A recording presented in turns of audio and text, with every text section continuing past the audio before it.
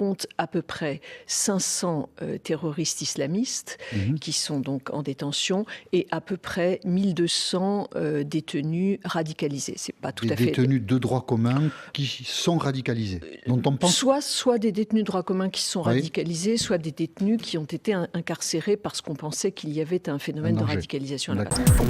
Il faut penser à des formes de rétention, de suivi. C'est compliqué d'un point de vue judiciaire et de respect de l'état de droit, mais l'idée que des terroristes ou des personnes radicalisées, dont nous avons tous la conviction, quelques individus près, les lâcher dans la nature, ça c'est un vrai problème.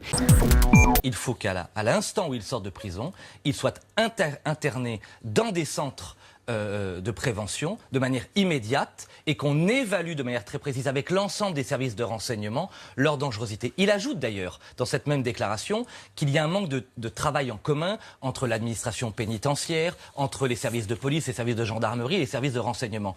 Et cette période probatoire d'études et d'enquêtes personnalisées permettrait ce travail. Les maires doivent avoir accès aux fichiers qui habitent leur commune, FSPRT, qui habitent leur commune.